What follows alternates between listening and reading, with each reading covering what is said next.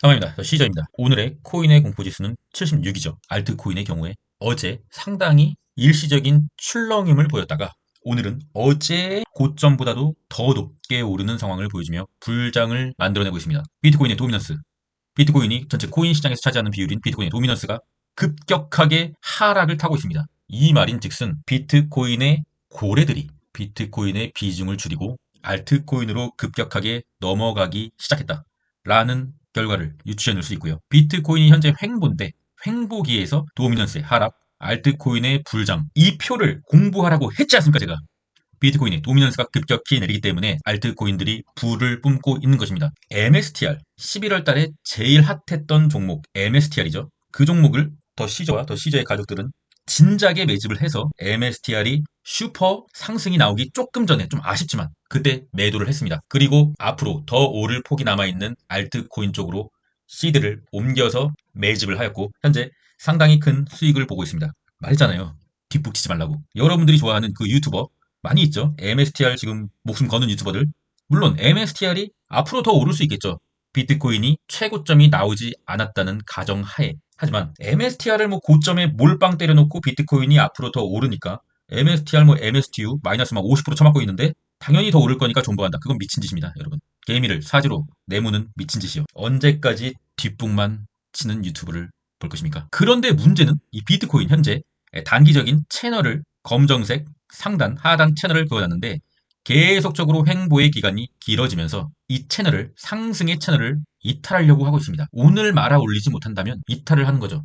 그렇다고 해도 21선 주황색은 계속적으로 올라오기 때문에 내일부터 갑자기 마이너스 10% 조정을 받는다. 뭐 이건 아닌데 그래도 현재 조금 이 채널을 이탈하는 것은 제가 차트를 보는 관점에 있어서 상당히 좀 좋지 않은 상황이 벌어졌다. 비트코인에 한해서 현재는 이 비트코인의 추가 매수를 고려하기보다는 역시나 지금까지 계속 했던 대로 알트코인을 매매하면서 알트코인에 만약에 큰 조정이 온다 그러면은 수량을 늘리는 전략을 취해야 될 시기인 거죠. 정방향으로 하자고요. 뒷북 잡지 말고. 게더리움의 차트. 게더리움 같은 경우는 뒷북을 잡지도 않았는데 왜 이렇게 오늘도 좀 힘든 상황인지. 하지만 현재 더 시저의 가족들 중에서 뭐 게더리움 2배, 이더리움 계열의 알트코인 뭐 여러 가지 있죠. 전부 다 수익권이다. 그것도 괜찮은 수익권이다. 이더리움 장기 상방 저항선을 돌파해야 되는데 3일간 돌파 트라이 하다가 실패하고 계속적으로 제자리 걸음을 하고 있네요. 그렇다고 하면 단기적으로 하방 지지선 빨간색 그어봤고요. 이틀 3일 안에 결정을 해야 됩니다. 이더리움의 세력 보고 있나? 결정하라고. 올리란 말이야.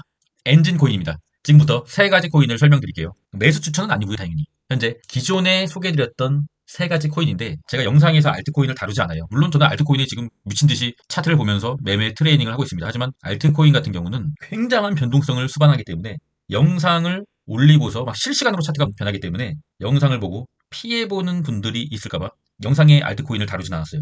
그런데 제가 최근에 다뤘던 세 가지 코인을 점검해 드릴게요. 먼저 엔진 코인. 현재 저 같은 경우는 엔진 코인을 약 한 115% 정도 찔끔먹고 있고요. RSI 77, 더 가야지. 폴리곤 에코시스템. 이 종목도 얼마 전에 제가 공개 영상에서 다뤘던 종목이고요. 현재 폴리곤 에코시스템은 한 80% 정도. 장중에 한 1000원까지도 돌파했다가 살짝 내려온 모습. RSI 78, 더 가야지. 이더리움 클래식. 이 종목도 계속적으로 공개 영상에서 소개해드렸던 종목이고요. 이더리움 클래식 현재 84% 정도 수익이고요. RSI 73, 더 가야지. 한마디로 더 간다는 거예요. 조정이 오면은 추세선 하단에서 매수를 결정하고 계속 좀 폴리곤 에코시스템은 상승 채널을 들어 올렸죠. 한 번 더 들어 올리고 있습니다. 다시 한번 조정을 줬을 시 추세선 하단에서 지지하는가를 지켜보고 추가 매수를 결정하고 존버 엔진 코인 역시나 추세선을 그어드렸죠. 조정이 오면 지지를 하지 않습니까? 이 추세선을 아무렇게나 그냥 찍찍 긋는 게 아니에요. 차트를 보고 캔들의 상황을 보고 채널을 긋는 것입니다. 추세선 하단에서 계속적으로 지지를 받잖아요. 터치 반등, 터치 반등, 터치 반등, 터치 반등. 살짝의 위기는 있었으나 터치 반등. 다시 채널을 올릴 거라 생각하고 있습니다. 존버 멤버십 회원님들은 수익이 나면은 갖다 다 팔더라고요. 찔끔 먹고 다 파시는데 그 습관을 제가 조금 고쳐드리고자 일부러 저점에서 매수하고 큰 수익을 거두게 해주면은 혼절하지 않고 그냥 조정을 쳐맞는 습관을 기르실 수 있을 것 같아서 이 세 가지 코인 계속적으로 매도를 하지 못하게 했습니다. 매도의 상황은 RSI가 적어도 그래도 한 80 이상은 돼야 매도를 조금 분할 매도로 실시하시면 될 것 같습니다. 코온일의 차트 상당히 좀 아쉽죠. 코온일 이렇게 알트코인이 불장이고 코인 거래소인 코인베이스를 2배로 추종하는 코온일인데 물론 코닐은 11월 초에 왕이었습니다. 하지만 그 이후 거의 한 달 동안 제자리 걸음, 약간의 내려오면서 제자리 걸음, 상당히 좀 아쉬운 모습이고요. 빨간색 지지선을 이탈하게 되면은 매도를 한번 고려해 보겠으나 아직 빨간색 지지선을 이탈하지 않았기 때문에 일단은 홀딩하고 있습니다. 미국 주식입니다. 미국 주식은 어제 상당히 큰 반등을 해주었습니다. 공포지수는 67, 익스트림 그리드 한번 가야지. 푸덴콜옵션 0.62, 푸덴콜옵션이 0.6 초반이나 0.59가 되면은 부분 매도를 하기 상당히 좋은 시점이라고 말씀드렸죠. 현재가 그 상황이 온 것이죠. 그러나 나스닥 차트를 보면은 이 빨간색 저항, 두 번째 저항이죠. 두 번째 저항을 들어 올렸다, 돌파를 했다. 그렇다면 과거의 사례를 봤을 때 이 빨간색 저항을 돌파했으면은 최종 저항선, 어차피 저항선은 계속적으로 올라가요.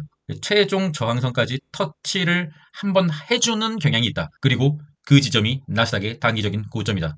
조금 더 기다려보는 전략을 취해보도록 하겠습니다. 며칠이 걸릴지는 모르겠으나 그래도 최종 저항선, 빨간색 저항선을 터치해줄 수 있는 가능성이 생겼다. 오랜 저항을 힘겹게 뚫었기 때문에 최종 저항선까지 가는 게 인지상정이다. 그게 정의 실현이고 그게 우리 나스닥이다. 할 수 있어. 나스닥 TQQ. TQ의 차트가 괴리율이 너무 많아서 나스닥 차트 QQQ나 나스닥 차트로 차트를 봐야겠지만 어쨌든 TQQQ도 80달러를 진짜 오랜만에 11월 초에 넘겨주고 진짜 오랜만에 80달러를 넘겨줬다. TQ 과연 90달러를 갈 수 있을 것인가? 솔직히 가능성이 그렇게 크다고는 보진 않고 있어요. 하지만 가야지. 엔비디아 다시 검정색 지지선을 복귀를 해주는 모습. 그렇다고 하면 스토캐스틱 파동은 약간의 상방을 가리키고 있고요. 이전 채널이었던 빨간색 상단, 빨간색 하단, 이제 여기가 강한 저항으로 작용하게 되겠죠. 저항까지 올려준다는 가정하에 속스 X 반도체 1배는 약 한 2% 정도의 추가 상승 여력이 있고요. 속스 반도체 3배, 약 6%의 추가 상승의 여력이 있습니다. 기다린 김에 지금 막 단타 치거나 손절하거나 작은 수익에 만족하고 매도하거나 그러지 마시고 그래도 일단 저항까지는 올라주는 게 정의 실현이니 한 6% 정도 현재가 종가 기준으로 한 6% 정도의 추가 상승을 기대하면서 언제나 그랬듯이 조정이 오면 조정을 쳐맞고 존버 해보겠습니다. 개인적으로 저는 속슬 물량이 음전이 살짝 됐었는데 다시 양전이 됐어요. 그러면서 제 계좌 총액도 신고가를 달성을 해주었고요. 상당히 좀 괜찮은 상황인데 급격하게 오르면 또 급격하게 내리는 게 주식시장의 진리니까 일단은 존버하겠습니다. 테슬라 같은 경우는 드디어 이 볼린저 밴드 둥둥의 캔들을 넘어서는 처음이죠. 처음으로 넘어서는 돌파. 테슬라를 장투하라고 하지 않았습니까, 여러분? 일희일비하지 마세요. 테슬라는 지금 일론 머스크를 믿고 가는 겁니다. 일론 머스크가 연초에 또 트럼프와 쿵짝쿵짝을 해서 테슬라를 신고가에 안착시켜주지 않을까. 신고가 라인 빨간색 선 얼마 남지도 않았어요. 한 10% 정도 남은 것 같은데 신고가 라인 가야지.